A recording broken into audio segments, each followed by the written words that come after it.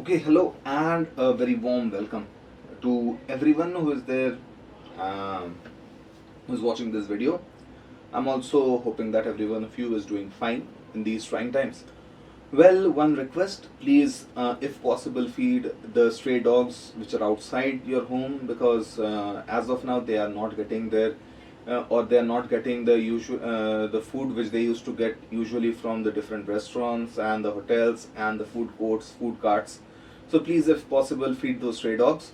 Do not have to touch them. Just keep the food outside in some bowl or something in a or any just on the ground, and they'll come and eat it. Now, well, moving on with history. Before that, I'm hoping every one of you is fine, along with the family members or along with your family members. Now, before that, please stay productive, stay safe. And coming to history now. When we are talking of for standard 8, in the previous video lecture, we were talking about the Industrial Revolution. Now, the Industrial Revolution is one such incident in the history of mankind which actually changed the way man has ever lived or man has behaved since then.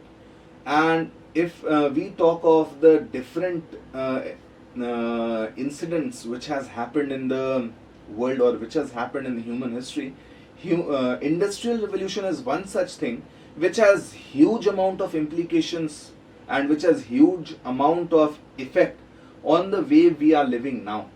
This the globalization which you see, then the urbanization which you see, the global warming, the pollution and everything, all of these can be traced back to the Industrial Revolution. There are so many things, the world wars which happened, then the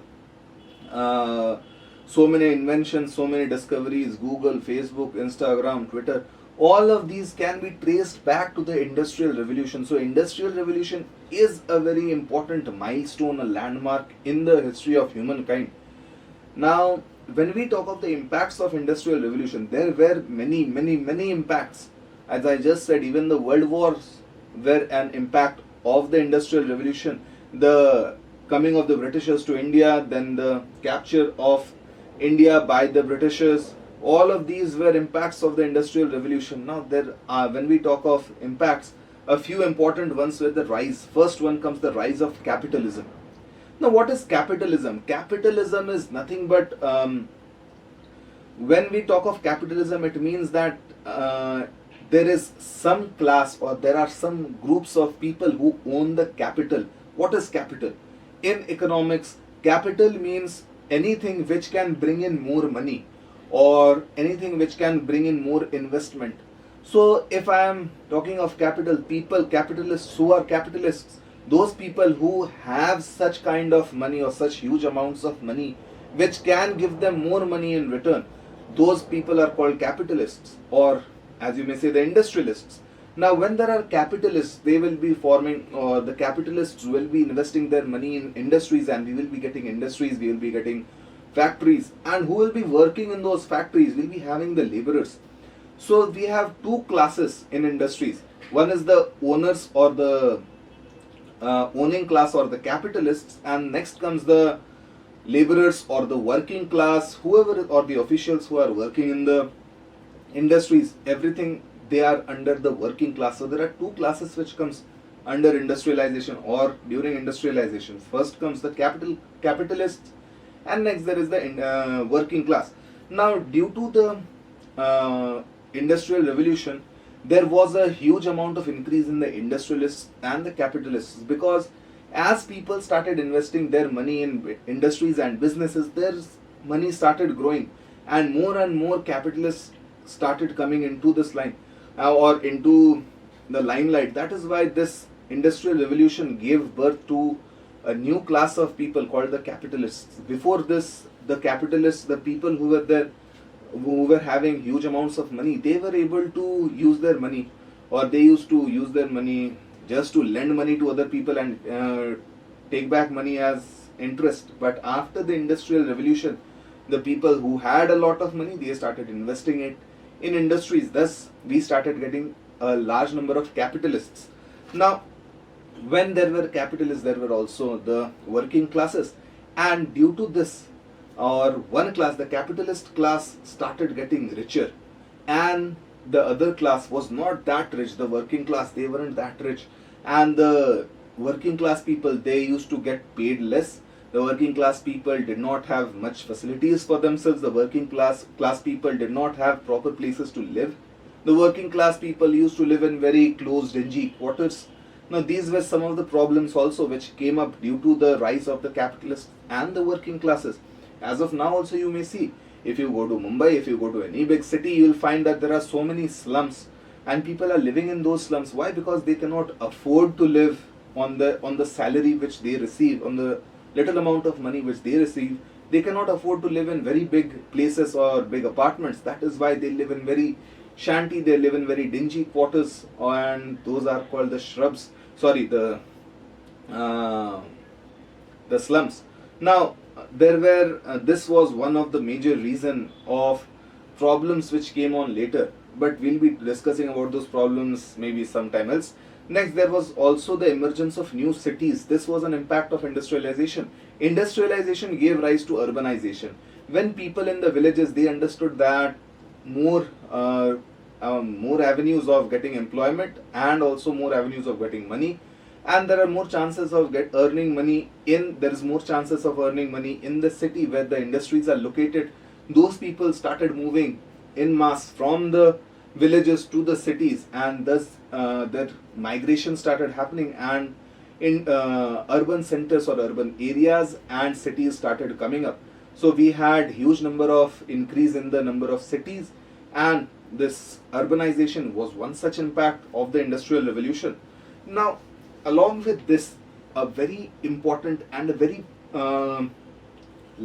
history altering impact, or something which had a very deep mark on history, one such impact was imperialism. When we talk of imperialism, what does imperialism mean? Imperialism means that one country is the imperial country as in the superior country, and the other country will be a inferior country, and the superior country will be ruling over the inferior country. Now, imperialism started because when there was a huge amount of increase in the industries and the industrialists, people understood that, suppose you are an industrialist, and suppose you are manufacturing cloth or manufacturing some clothing items. When you are manufacturing the clothing items, you are also wanting, or what do you require for manufacturing clothing items? You require cotton as a raw material and as a natural resource. Now, so as to get cotton, you have to buy it from some place. When you are buying it from some place, you are having to invest money, you are having to give money, only then will you be able to get the cotton. Now, when you process the cotton, make the cloth, after that what happens? You will be selling it in a market. And so as to be able to get more profit, you have to have a market which will have a lot of demand for clothing. Now, if you are living in a place which does not have raw materials, which does not have the natural resource as cotton, and also it does not have a very huge market, will you be able to get huge amounts of profit? I guess the answer is no. That is why when we talk of the industries which are there in Britain, when we are talking of the industries in England, the temperature and the climate of England is not suitable for the cultivation of cotton. But the places like India, places like Africa, a few places, these places are very rich in producing or in the production of cotton. So, if I just tell you, come on, you can come to India, and the conditions and the political condition of India is such that you can start ruling over India.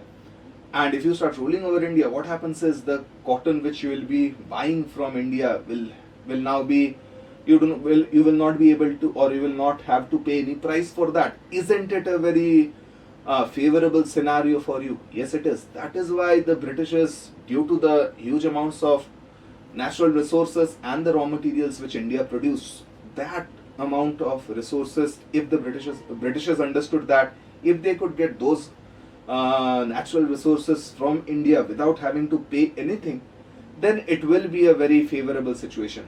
And that is why the British industries, the industries of England, they started gaining a lot, and the Britishers conquered India. Also, India had a huge population, and such a huge population will be requiring lot of cloth to wear. That is why lot of garments to wear, lot of clothing. That is why the finished products also started coming to India, and they started first. The raw materials went to England without any price, without any cost, and when the finished product came from the industries of England, they were sold at a very high price. And Indian industries which were there, they were removed completely. Now just think of the situations as something like this. Suppose you and your friends go to a sweet shop to eat rasgullas. Why do I keep mentioning rasgullas? Because rasgullas do happen to be my favorite sweet. Now you along with your friends are going to a, well, so you and your friends have gone to that rasgullas center or to that sweet shop so as to eat rasgullas. And you all see that the person who is making the rasgullas actually makes very delicious rasgullas. So what you will be doing next? You will be eating the rasgullas. And after you have ate all the rasgullas, you and your friends have eaten all the rasgullas which are there in the shop, what you do next is, some of your friends, they go to the rasgulla maker, catch the rasgulla maker, remove him from his place and tell him that, okay, from today, we will be controlling your shop and you will be making the rasgullas for us. So rasgulla maker has no other option but to agree to you all. So from the next day, you all come to his rasgulla shop, take the rasgullas for free from his shop and make another shop or go to other places, and then you start selling those rasgullas at a very high price. So who is the person who is having huge amount of profit over here? It is you and your friends. Why? Because when you bought the rasgullas from the rasgulla maker, you all did not have to pay anything from over there, and when you sold it to the other people, you sold it at a very high price. Suppose you bought it for, or you did not, you actually bought it for 0 rupees and you are selling it for nearly 20 rupees. So there's a profit of 20 rupees on just one rasgulla. So you understand the reference over here. Similarly, it was the case for India and England. The Englishmen, the English East India Company, the British East India Company, they captured India. They then started buying Indian raw materials at nearly very low prices or zero or at nil prices, and they marketed or they shipped those raw materials to England. The industries in England processed those Indian raw materials, and the processed and the finished items came to India and they were sold at very high prices to the Indians. So who was the gainer over here? The imperialist country or the country which was capturing India. This was one of the main reasons why imperialism started growing. Why? Because all the industrialized nations, they required raw materials at a very cheap rate and also a very huge market so as to sell the finished product. So the countries of, or the industrialized nations of Europe, they started a scramble for acquiring colonies. The countries which are being ruled by, or there is once in imperialism, there is a superior country which rules over a inferior country. There is no superior or inferior. The superiority and inferiority was actually talked of by those or by the ruling country, and the superior country was the imperial country and the inferior country was the colony of this superior country. So these superior countries or the industrialized nations of Europe, they started finding more colonies so as to get more raw materials and also so as to get a huge amount of market. So this imperialism, or this is the policy of imperialism. What was this or what was the impact of imperialism on India? Now, while the world was having industrialization, or while the Americas, some countries of the Americas and the European countries were having industrialization, India was having deindustrialization. India along with other colonies were having deindustrialization. What is deindustrialization? Deindustrialization means Indian industries, the pre-existing industries in India were being destroyed. Now, while the other countries in Europe were moving from cottage industries to the manufacturing industries or the bigger industries, what was happening in India was even our cottage industries, we did not move from cottage industries to bigger industries. In India, even the cottage industries were destroyed. Why was it done? Let me tell you. Well, because when or Indian garments, Indian clothing, Indian food, or Indian raw materials and the finished products were in huge demand before the Industrial Revolution in England. But what happened was after the Industrial Revolution, when finished products started coming from the industries in England and the other European countries, and the Europeans and the especially the English East India Company started controlling India, they started destroying all the Indian cottage industries. Why? Because after destroying the Indian cottage industries, Indians had no other option than to buy the clothing or than to buy garments from the from the British companies. So that is why Indian cottage industries, Indian industries were totally destroyed, totally removed.